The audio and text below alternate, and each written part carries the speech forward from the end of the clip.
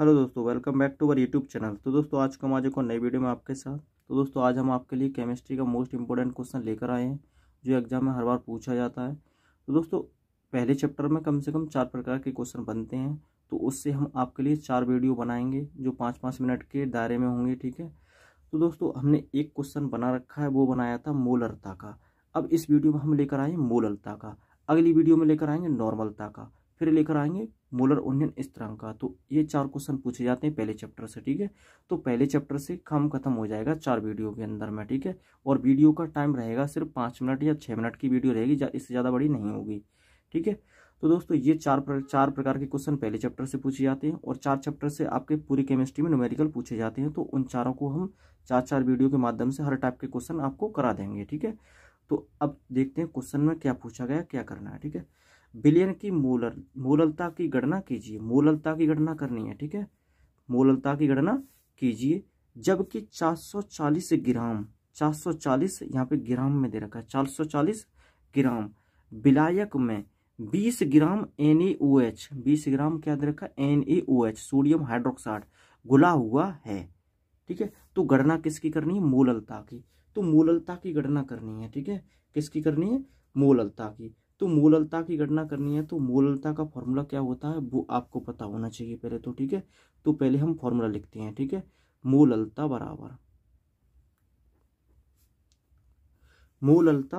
बराबर NaH के मूलों की संख्या। यहाँ पे NaOH है तो NaOH लिखेंगे, अगर HCl होगा तो HCl लिखेंगे, ठीक है। जो भी पदार्थ होगा उसको लिखेंगे, ठीक है। तो NaOH की मूलों की संख्या बट्टी विलायक का द्रव्यमान किलोग्राम में, केजी में, ठीक है। किसमें, किलोग्राम में।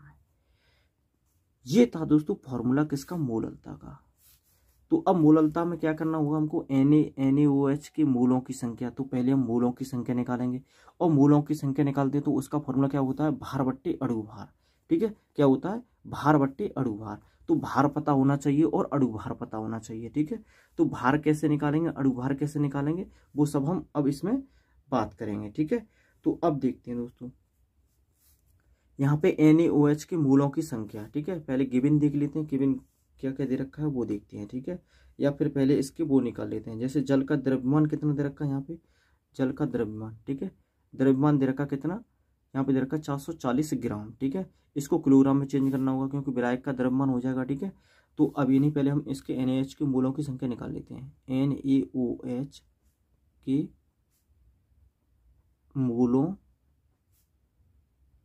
की संख्या बराबर, फॉर्मूला क्या होता है, फॉर्मूला होता है क्या, NaOH मतलब भार बट्टे अणु भार, या फिर NaOH का द्रव्यमान बट्टे NaOH का आणविक द्रव्यमान, ठीक है।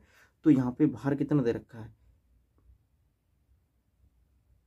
भार बट्टे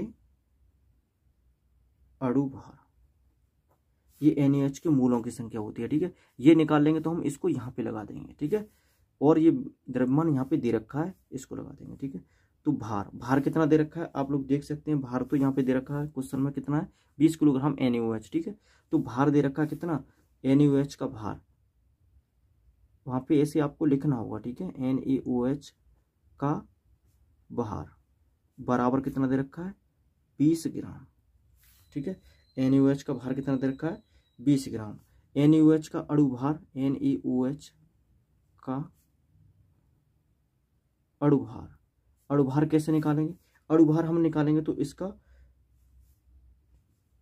Na का, तो Na का अणु भार कितना होता है दोस्तों, Na का अणु भार होता है आपका कितना, 23।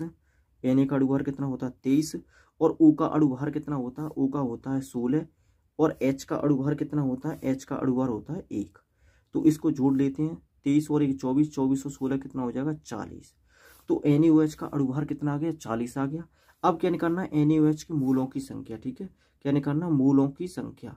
मूलों की संख्या बराबर क्या हो जाएगा आपका, मूलों की संख्या तो मूलों की संख्या क्या था, भार, भार कितना दे रखा है 20, बट्टे अड़ुभार, अड़ुभार, अड़ुभार कितना निकाला था हमने 40। ठीक है, ये यहाँ पे अड़ुभार आपको याद करने होंगे, जैसे Na का अड़ुभार, O का अड़ुभार, H का अड़ुभार। ठीक है, ये याद करने होंगे। जैसे Na का परमाणु क्रमांक कितना होता है आपका, वो आप देखिए कितना होता है, कितना होता है 11 होता है ना सोडियम।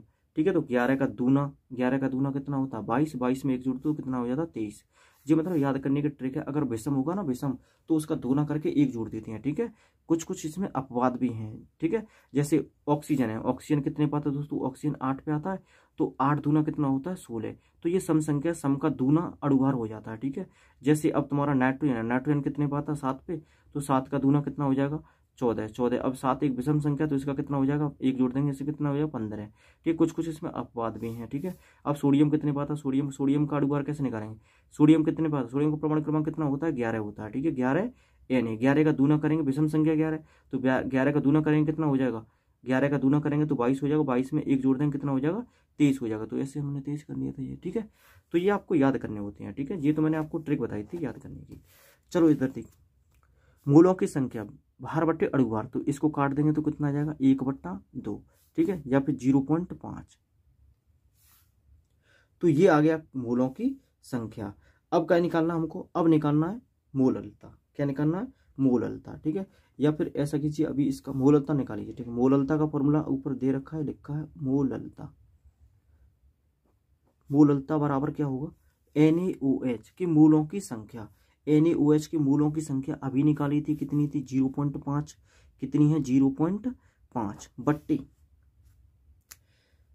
अब यहाँ पे बिलियन, अब क्या करना है NaOH का आणविक द्रव्यमान। ठीक है, NaOH का आणविक द्रव्यमान तो वो हमने लगा ही दिया। ठीक है, बिलियन का द्रव्यमान, बिलियन का द्रव्यमान कितना दे रखा था, बिलियन का द्रव्यमान कितना है, बिलियन का द्रव्यमान दे रखा कितना 440 ग्राम। तो 440 ग्राम को हमको चेंज करना होगा किसमें, किलोग्राम में। ठीक है, 440 ग्राम को, जैसे यहाँ पे मैं बता रहा हूँ, यहाँ पे लिख देते हैं। ठीक है, 440 ये किसमें दे रखा ग्राम में, और ग्राम को हमको किलोग्राम में चेंज करना होगा, तो क्या करेंगे 1000 का भाग लगा देंगे। ठीक है, क्या कर देंगे 1000 का भाग लगा देंगे। ठीक है, तो ये कितना आ जाएगा दोस्तों, यहाँ से एक 0 से 0 काट देंगे, 1 2 2 अंक बाद पॉइंट लगा देंगे, तो 0.44 आ जाएगा। ठीक है, तो यहाँ पे लिख देंगे 0.44।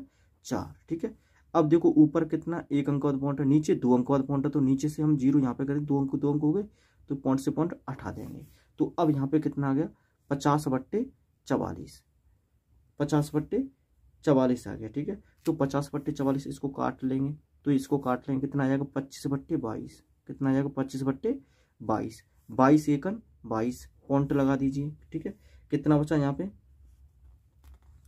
22 एकन 22, यहाँ पे बचा कितना तुम्हारा 3 बचा, 0 30 हो जाएगा, तो 22 एकन 22। ठीक है, तो 1.3 मीटर।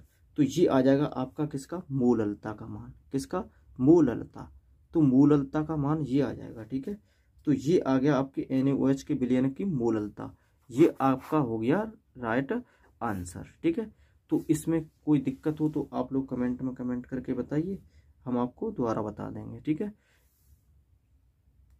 तो दोस्तों ये था मोललता वाला क्वेश्चन। पहले हमने वीडियो बना रखा है किसका, मोलरता का। अब देखते हैं किसका, मोलर उन्नयन स्थिरांक का। ठीक है, वो बहुत मोस्ट इंपोर्टेंट सवाल है, मोलर उन्नयन स्थिरांक का।